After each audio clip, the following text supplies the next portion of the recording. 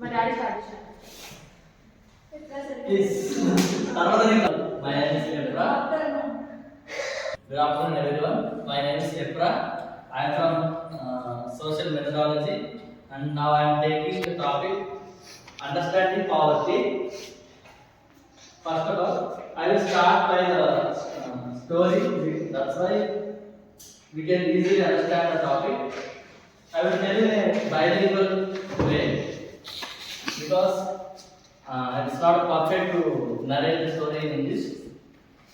Okay. ఒక ఊరిలో రైతు ఉండేవాడు. నల్గొండ అనే ఊరిలో ఒక రైతు ఉండేవాడు చాలా సంవత్సరాల క్రితం. అయితే ఆయన కార్పెంటర్ అన్నమాట ఆ ఊరిలో. అంటే రైతులకు కావాల్సిన సామాగ్రిని తయారు చేసేవాడు, రిపేర్ చేసేవాడు అన్నమాట.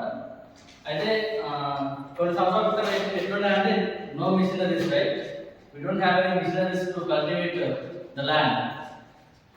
So ఆ టైంలో రైతులకు చాలా ప్రాఫిట్స్ కానీ లేదంటే కస్టమర్స్ క్లయింట్స్ కానీ చాలా ఎక్కువ మంది ఉంది. అప్పుడు ఏమైందంటే రైతుకు మంచి ఇన్కమ్ వచ్చేది అన్నమాట. చాలా ఇన్కమ్ వచ్చేది, ఇన్కమ్ కూడా సర్కులేట్ అవుతా ఉంది అన్నమాట. అప్పుడు ఆ ఫ్యామిలీ కానీ రైతు ఫ్యామిలీ చాలా సఫిషియెంట్గా తృప్తిగా బతికేవారు అన్నమాట. అంటే కొన్ని సంవత్సరాలతో ఏమైందంటే ట్రాక్టర్స్ కానీ మిషనరీస్ చాలా వచ్చేసి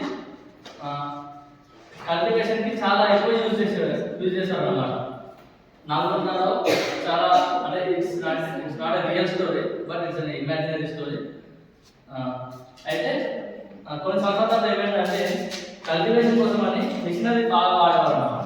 ట్రాక్టర్లు కానీ కేజీలు అంటారు కదా, అలాంటివన్నీ బాగా వాడేవారు అన్నమాట.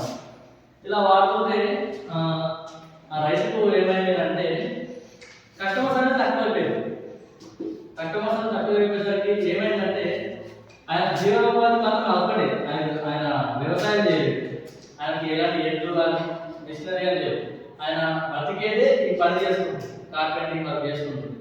అట్లా కొన్ని సంవత్సరాలు ఏమైందంటే మిషనరీస్ వచ్చేసరికి అందరూ లార్జ్ కానీ మీడియం ఫార్మర్స్ అందరూ ఈ యొక్క మిషనరీస్ని కల్టివేషన్ కోసమని వాడాలన్నమాట. ట్రాక్టర్ కానీ అలా వాడేసరికి ఏమైంది, ఆ రైతులు తినడానికి తిండి కూడా దొరికే పరిస్థితి లేదన్నమాట. ఒక స్టేజ్ వచ్చేసరికి అలా చాలా సంవత్సరాలు కష్టపడ్డాడు.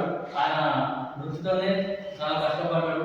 తినడానికి ఒక ఫ్యామిలీని మెయింటైన్ చేస్తూ రన్ చేస్తూ వచ్చాడు. ఒక పాయింట్ వచ్చేసరికి తిండి కూడా లేకపోయేసరికి వాళ్ళ ఫ్యామిలీ ఒక డెసిషన్ తీసుకున్నారు అన్నమాట. ఇక్కడ ఉంటే మనం బతకలేము, తినడానికి తిండి కూడా లేదు.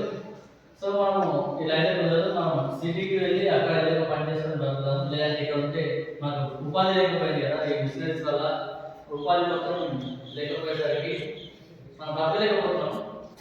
కాబట్టి మనం మైగ్రేట్ అయిపోతాం, వలస వెళ్ళిపోదాము, ఆ సిటీలోకి వెళ్ళి ఏదో పని చేసుకుందామని డెసిషన్ తీసుకున్నారు. అట్లనే సిటీకి వచ్చేసి డెసిషన్ తీసుకొని సిటీకి వచ్చేసి వాళ్ళ భార్య ఏదో ఒక అపార్ట్మెంట్లో కానీ అక్కడ పని చేస్తూ అలా కూడా గడుపుతూ వచ్చారన్నమాట.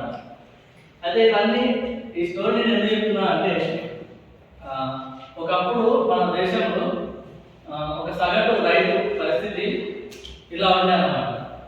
ఒక సగటు రైతు తినడానికి తిండి కూడా లేని పరిస్థితి. ఎందుకంటే ఇండియాలో అప్పుడు చాలా మనకి సరిగ్గా గవర్నమెంట్ సబ్సిడీస్ కానీ ఇవ్వలేదు, వాటర్ లేదు, ఇరిగేషన్ సిస్టమ్ లేదు, మనకి చాలా చాలా రకాల ఫెసిలిటీస్ అనేవి మనకు లేవు అన్నమాట. ఇవన్నీ గవర్నమెంట్ అబ్జర్వ్ చేసి ఇవన్నీ గమనించి ఏం చేసిందంటే చాలా సబ్సిడీస్ కానీ ఫెసిలిటీస్ చాలా స్కీమ్స్ రైతులకు మెయిన్లీ రైతులను ఫోకస్ చేసి చాలా స్కీమ్స్ అనేవి ప్రొవైడ్ చేసింది అన్నమాట.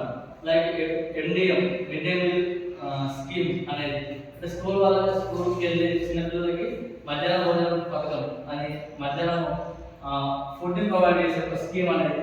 అది ఎప్పుడు వేసారంటే 1995 ఆగస్ట్ 15లో ఈ యొక్క మిడ్ డే మీల్ స్కీమ్ అనేది ఇంట్రడ్యూస్ చేశారు. అండ్ ఇంకోటి ఏంటంటే మన ఊళ్ళో పోపు పని చేస్తారు సార్, యూనో ఉపాధి హామీ పథకం కింద ఇది ఇంట్రడ్యూస్ చేశారు అన్నమాట. ఇట్లా ఒక రైతు ఒకవేళ వ్యవసాయానికి ఆధారపడే రైతు కొంతమంది ఉన్నారు, వ్యవసాయం చేసుకుంటూ అలా గడిపేస్తారు. కొంతమంది ఏంటంటే ఇలా వృత్తి పైన డిపెండ్ అయ్యి ఉన్న వాళ్ళు ఉంటారు. వాళ్ళ కోసం అని ఏదో ఒక ఇనిషియేటివ్ తీసుకోవాలి అని చెప్పి ఇలా గవర్నమెంట్ ఉపాధి హామీ పథకం కానీ ఏదో ఒక పథకాలన్నీ ఇంట్రడ్యూస్ చేసి రైతుని డెవలప్ చేస్తూ ఒక అట్లీస్ట్ ఫుడ్ ప్రొవైడ్ చేయాలి అనే ఇనిషియేటివ్ తీసుకొని ఇలాంటి స్కీమ్స్ అన్ని ఇంట్రడ్యూస్ చేసింది అన్నమాట. This is the small story. Thank you.